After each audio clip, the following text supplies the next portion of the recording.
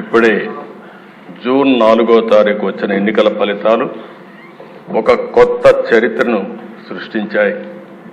ప్రజా చైతన్యానికి నిదర్శనంగా నిలిచాయి. మీరు చూస్తే అధ్యక్ష 93% స్ట్రైక్ రేట్, 57% ఈ కూటమికి ఓట్లు పడ్డాయి.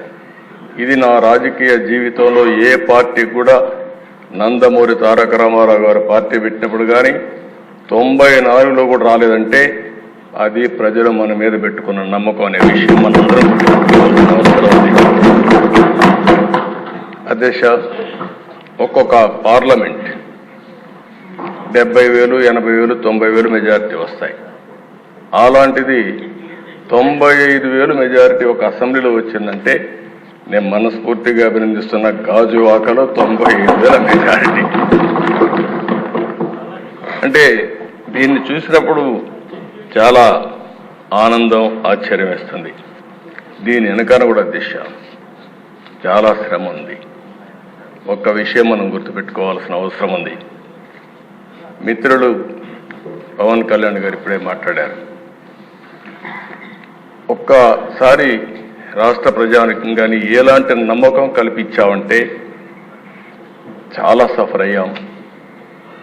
2014లో కూడా కొత్త రాష్ట్రం, ఈ రాష్ట్రం అభివృద్ధి కావాలని ముందుకొచ్చి పోటీ చేయకుండా సపోర్ట్ చేసిన వ్యక్తి పవన్ కళ్యాణ్ గారు. సామాజిక బాధ్యత కోసం ఆలోచించారు, ముందుకొచ్చారు. తర్వాత దిశ మొన్న ఎలక్షన్లో ఆయన్ని మేము చూసినప్పుడు చాలా సమస్యలు వచ్చాయి. నన్ను అరెస్ట్ చేసినప్పుడు జైలుకు వచ్చి నన్ను పరామర్శించిన తర్వాత బయటొచ్చి ఆ క్లిష్ట సమయంలో ఏమాత్రం ఓటు డివైడ్ కావడానికి వీలు లేదు, రాష్ట్ర ప్రయోజనాల కోసం తెలుగుదేశం జనసేన కలిసి పోటీ చేస్తామని చెప్పిన మొదటి వ్యక్తి పవన్ కళ్యాణ్. అంటే ఇది ఒక సామాజిక బాధ్యతగా తీసుకున్నారు. రాజకీయంలో అరుదైన సంఘటన ఇది. ఇద్దరం కలిసిన తర్వాత బీజేపీ వారు కూడా ముందుకొచ్చారు, కేంద్ర నాయకత్వం. ముగ్గురం కలిసిన తర్వాత దిశ ఇది ఒక సునామీ. ఎవ్వరూ ఊహించిన సునామీ రాష్ట్రంలో వచ్చిందంటే ఎన్నికల్లో కూడా మనం తీసుకున్న నిర్ణయాలు కారణం.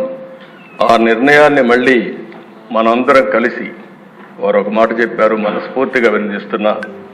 ఈ రాష్ట్రాన్ని మళ్ళీ ఘాటిలో పెట్టి అన్ని విధాల అభివృద్ధి చేసే వరకు ఏమాత్రం ఆలోచించకుండా సమైక్యంగా ముందుకు పోవడానికి ఆలోచిస్తామని ఈ సభ ద్వారా రాష్ట్ర ప్రజానికాన్ని కూడా మేము ఒక హామీ ఇస్తున్నాం, చేస్తామని చెప్పి కూడా మీకు కూడా తెలియజేస్తాను.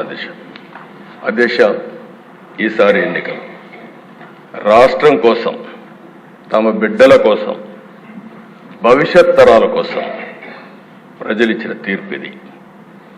ఉపాధి కోసం వేరే రాష్ట్రాలకు వెళ్ళినటువంటి పేదవాళ్ళు వాళ్లే టిఫిన్ క్యారియర్ తీసుకొని వచ్చి ఓటేసి మళ్ళీ తిరిగి చెన్నైకో, హైదరాబాద్కో, బెంగళూరుకి వెళ్ళారు. ఎక్కడో అమెరికాలో, ఆస్ట్రేలియాలో, ఆఫ్రికాలో ఉండే తెలుగువారు ఆ ఓటు వేయడానికి లక్షల రూపాయలు ఖర్చు పెట్టుకొని వచ్చారు. కొంతమంది 3 నెలలు 5 నెలలు ఇక్కడ ఉండే మెంబర్స్కి అందరూ కూడా అర్థం కాదు, కానీ వాళ్లే వచ్చి వాళ్ళ డబ్బులు ఖర్చు పెట్టుకొని గెలిపించి మనకు చెప్పకుండా వెళ్ళారంటే అది వాడకుండే.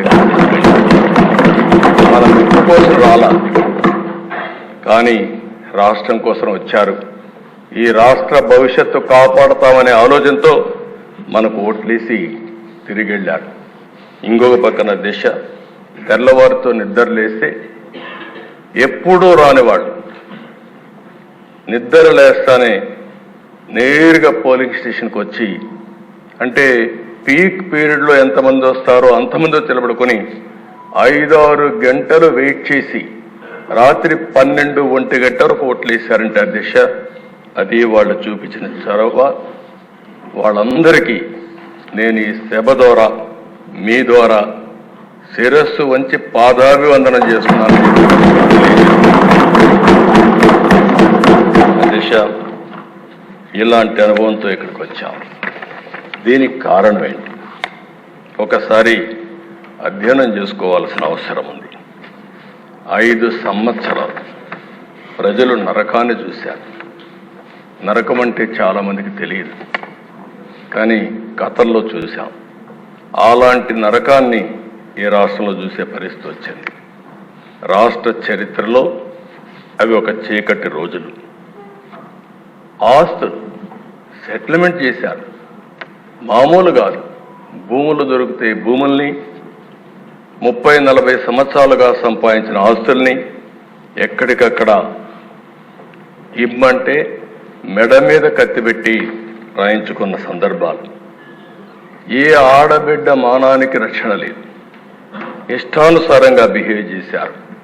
ప్రాణానికి విలువ లేకుండా చేశారు. ఎంత దారుణంగా ప్రవర్తించారంటే అంత దారుణంగా ప్రవర్తించే పరిస్థితి వచ్చారు.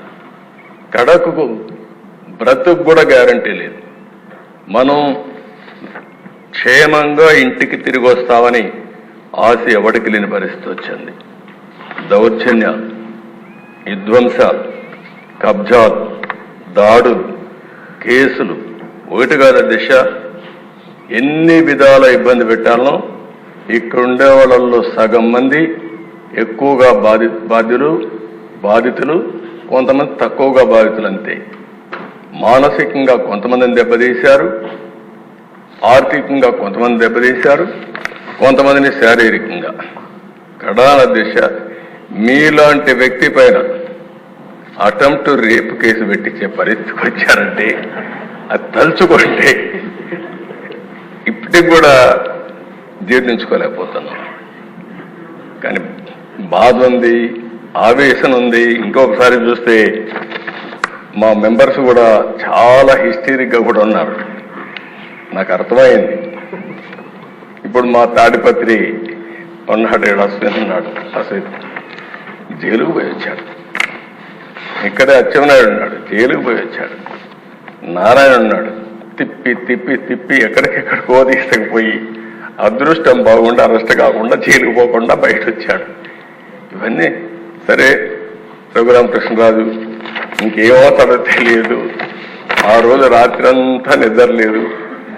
ఆయన కాపాడుకోవడానికి ఎన్ని విధాల ప్రయత్నం చేశామంటే దిశ. ఆ రాత్రంతా నెక్స్ట్ డే భగవంతుడు మంచి చూపు చూశాడు కాబట్టి బయట వచ్చాడు. కానీ ఈ దుర్మార్గులు ఇష్టానుసారంగా ప్రవర్తించే పరిస్థితికి వచ్చారు. మనం ఇబ్బందులు పడ్డాం. అర్థం లేనటువంటి పన్నులు వేయడం, ఇష్టానుసారంగా బిహేవ్ చేయడం, ఉపాధి లేదు, ఉద్యోగం లేదు, బాధపడని వర్గం లేదు, జీవన ప్రమాణాలు దారుణంగా పడిపోయినాయి. అంతటా అభద్రత, అశాంతి, ఆందోళన, అసంతృప్తి ఇవన్నీ కలిపే మనకొచ్చిన మెజారిటీస్. ఈ విషయం మనందరం గుర్తుపెట్టుకోవాలి. అదే ఇది ఒక కేస్ స్టడీ కూడా. వ్యవస్థల్ని